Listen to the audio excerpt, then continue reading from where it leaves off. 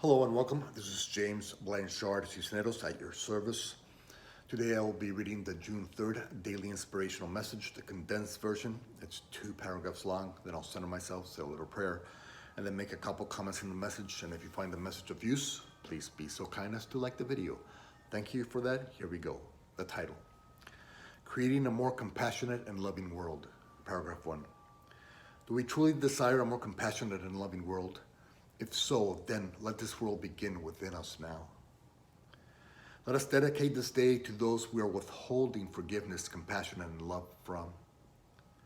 Being all one, the expressions of love that we withhold from them are the expressions of love that we are denying to ourselves. When we bless those who curse us, we will feel that healing energy soothe our soul. When we curse those who curse us, we only corrupt the path that we're both walking on. Today, let us rediscover what a gift and blessing it is to be able to use our free will to liberate ourselves from the ego's judgment-centric programs. We do so by forgiving and showing compassion and love for those who the ego would have us judge, fear, and condemn. Paragraph 2. Today, let us stop waiting for the world to physically manifest into a more compassionate and loving place. Instead, let us learn to proactively use our thoughts, words, actions, and interactions as building blocks to help create a new, more compassionate and loving world. Today, we become a physical reflection and representative of compassion and love. Before any interaction, let us remind ourselves, my primary goal is to be compassionate and loving towards all those God sends my way.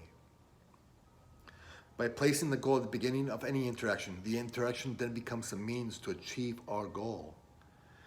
Let us also be grateful to those in our life who, through their interactions with them, are offering us the opportunities to practice being and thus reinforcing our true loving and compassionate nature.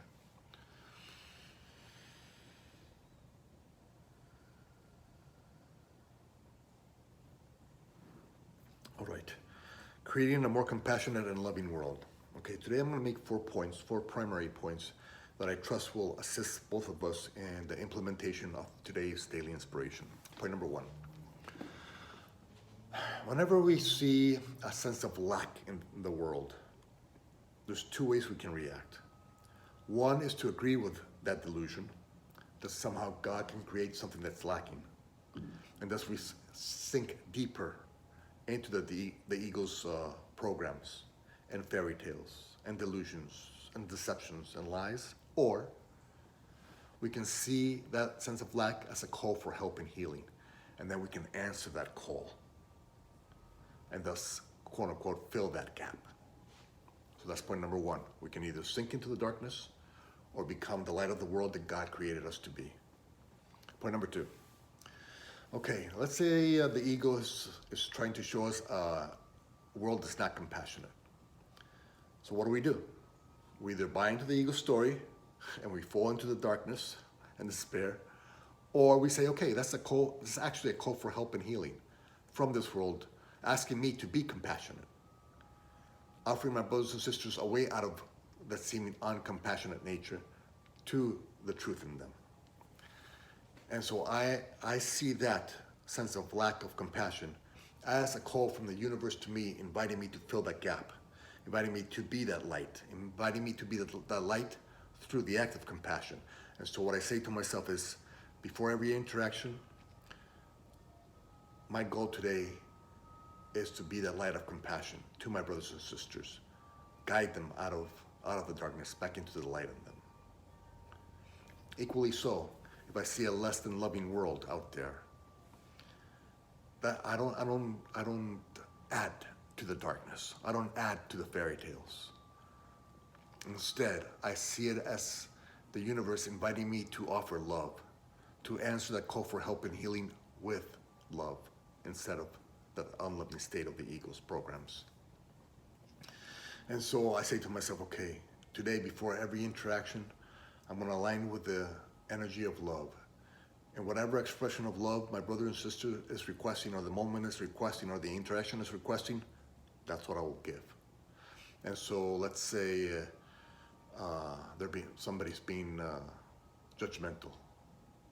Okay, that judgment, I'm not going to buy into it. I'm not going to answer judgment with judgment.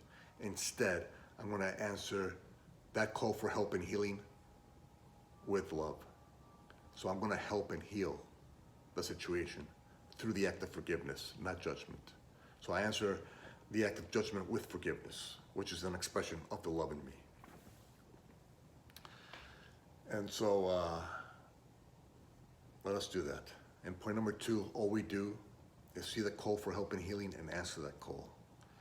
So if the world seems to be an uncompassionate place, we offer compassion. If the world appears to be an unloving world, we offer that love. If the world seems to be judgmental, we offer that forgiveness. So that's point number 2. Point number 3, let us remember that the only thing that this world lacks is what we are withholding from it. Okay? And so when we offer that love, that compassion, that forgiveness to our brothers and sisters, that begins to radiate from us onto our brothers and sisters. And like ripples, love, compassion, forgiveness begins to go out into the world. And the world becomes around us a more compassionate, loving, and forgiving place. And so let us remember that the power to change this world is not somewhere out there. It resides within us, in our choice to see that this is a call for help and healing. And we answer the call for help and healing with help and healing. We don't answer the darkness with darkness. We answer the darkness with the light in us. And so the power resides within us. We have the free will to liberate ourselves from the world that the ego wants us to see. We don't have to wait for the world itself and the 8 billion people out there to change. We change our minds. We change our lens. We change the world around us. That's point number 3. The power resides within you to see the world you want, a more compassionate and loving place, by simply being that compassion and love. And the last point, point number 4. Let us practice offering our gratitude to our brothers and sisters for helping us practice offering and thus reinforcing our loving and compassionate nature. Anytime the world seems less than compassionate, less than loving, it's simply an opportunity being offered by the world to us, by our brothers and sisters to us, to help remind them that there is another way, that there is a way to the light in them, the love in them, the compassion in them.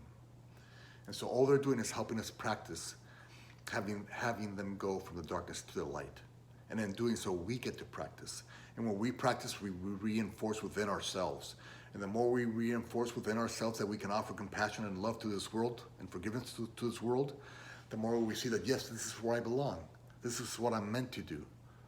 I'm meant to be the light of the world. I'm meant to be that loving and forgiving and compassionate light. I can answer that call for help and healing because God created me to do that.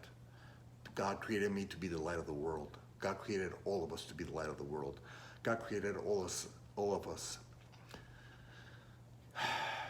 to help remind our brothers and sisters that they too can have peace, that they too can have joy and forgiveness and compassion and love. That choice is just one choice away. They're always, no matter what story the ego is trying to entertain them with, no matter how deep and dark it might be, or delusional it might be, no matter how challenging it might seem, they're always just one choice away from remembering who they truly are and what they came here to do, be, and share, which is to be the light, loving light in this world.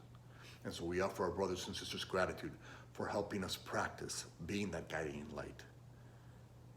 Because the more we practice, the more we remember who we truly are, and the more solid our foundation becomes, and the more we're able to be that light for others, that guiding light for others. And in doing so, the more we guide them to the light in them, the more they can guide others to the light in them. And so it becomes a ripple effect, showing our brothers and sisters that we can create a more compassionate and loving world in each interaction, no matter what the ego says, no matter how dark and challenging the times may seem. We're here to answer that call for help and healing. And we can do it because God created us to do it. And so if you're ever doubting yourself, remember who created you. The source of perfect love, compassion, light, forgiveness.